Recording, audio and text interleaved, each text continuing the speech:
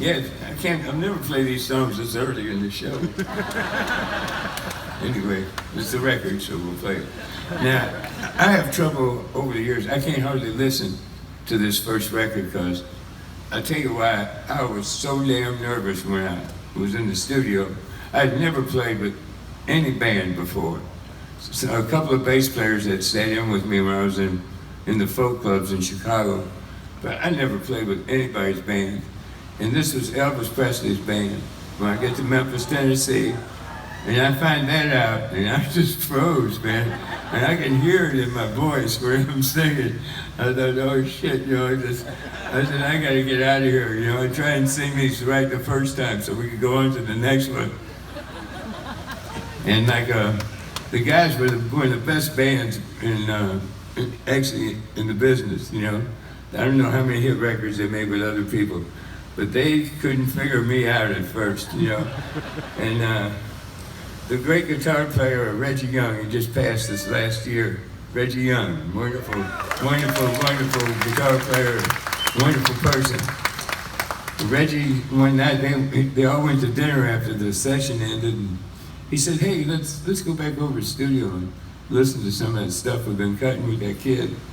And they did, and when they were sitting there, they got into the words, but up until then, man, I was like a stranger, like, who's this kid singing? So the next day they treated me a little bit better and I calmed down, but I still have a tough time listening to that nervous little 24-year-old guy.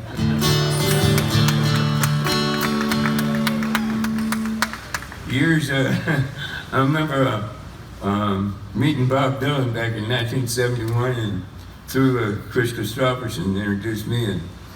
I had a buddy, me and Goodman had a buddy of ours, Eddie Holstein from Chicago with us. Eddie, good old Eddie. Well, after about 15 minutes after Bob walks in the room, Eddie goes, he says, Bob, he says, some people think that John Prine sounds a little bit like you on his first record. My record wasn't out yet. Turns out Bob had gotten an advanced copy of it from Jerry Wexler. He knew all the words already. And he says, yeah, he says, well, when I first heard your voice on record, he goes, I thought you'd swallow the juice out of it. I said, thanks, Bob. This song here I wrote for my father and my mother. My mother was actually born and raised in the town of Paradise, Kentucky.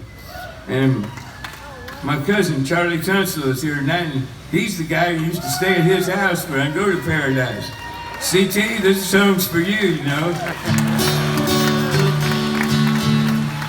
It was really cool. All of our aunts and everybody lived in different houses there, and you just go from one house to another. It was all family, And Charlie Tunstall's dad ran the general store, the one down on the river, and there was, believe it or not, this town actually had two general stores. And the one that we don't have it up here, that one was the one that had the post office. That wasn't far from Charlie's house.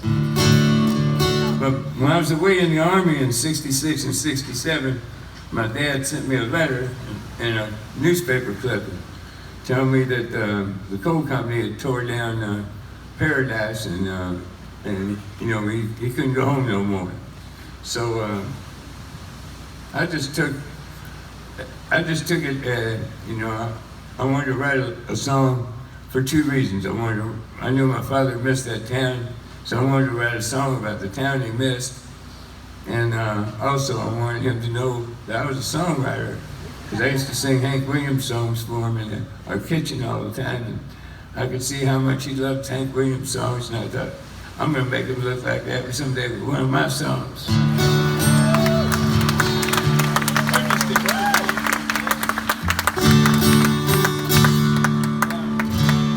Thank you. So anyway, over the years, I've gotten a lot of flack from this song, believe it or not, mainly from the coal company. They didn't like it at all, man. I remember I went up to Muhlenberg County once, and they had printed up pamphlets, like, saying John Prine should lose his poetic license. You know, I remember that I took some reporters from Time Magazine over to where the big shovel was and everything. Then we were going to take pictures, and then we were going to let us in. And the guy from Time Magazine said, "Well, if you won't let us in, we'll get a helicopter and take pictures from the air, and we'll explain to people why we couldn't take pictures from the ground." So they let us in, and they said, "But you got to have a representative from the coal company with you." So they sent this guy down there. He turned out to be a cousin of ours.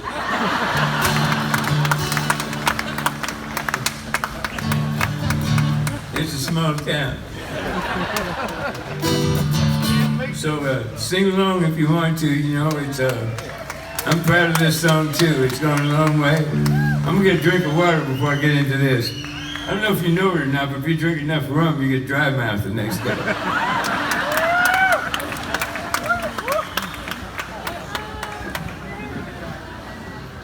It's been known to happen. Okay. The best mixed up title I ever heard for this song was a buddy that was in Vietnam told me he was at a Holiday Inn in West Virginia, and he was singing, and this girl came up to him. She had a cotton dress on, and she said, "Hey, can you play Mommy, Won't You Take Me Back to Dooleyburg City?"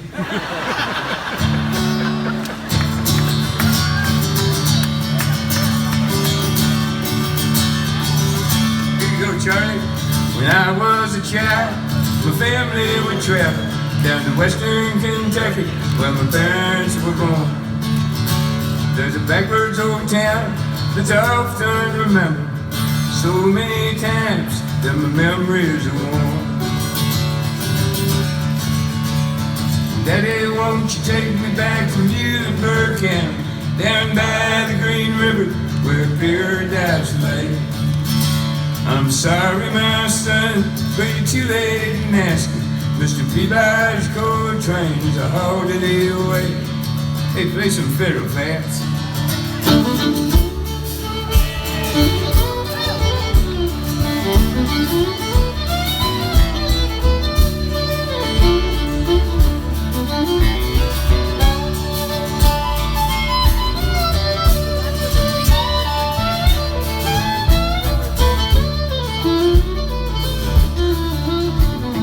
Sometimes we travel right down the Green River to the abandoned old prison down by Acre Hill, where the air smelled like snakes when we shoot with our pistols, but empty pop bottles was all that we get. Daddy, won't you take me back to Muhlenberg County, down by the Green River where paradise lay? I'm sorry, my son, but you're too late and nasty. Mr. Peabody's gold train is holiday away. Jason Wilson.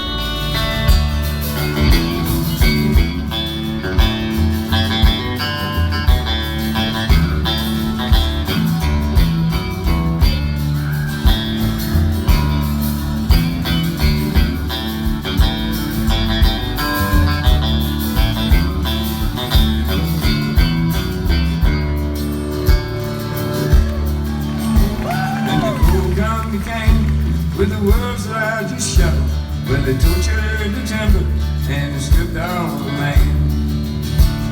They dug for the coal till the land was forsaken, then they wooded it all down as the progress of man. Daddy, won't you take me back to Muhlenberg County, down by the Green River where paradise lay? I'm sorry, my son, but you're too late and nasty. Mr. Peabody's gold train is a holiday away.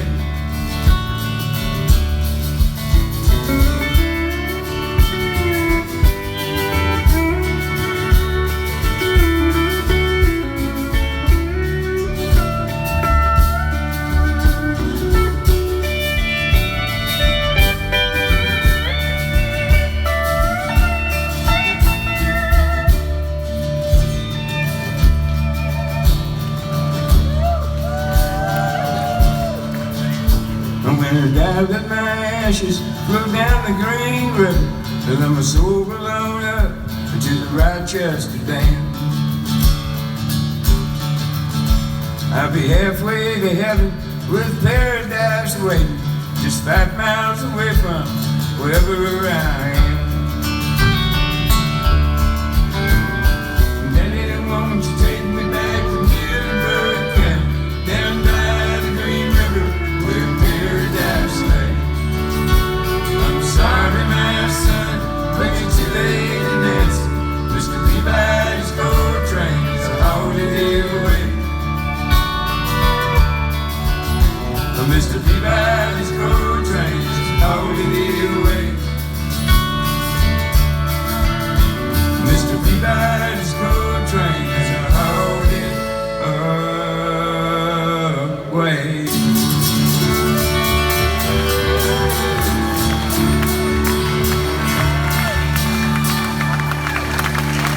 Daddy, won't you take me back to Middleburg City?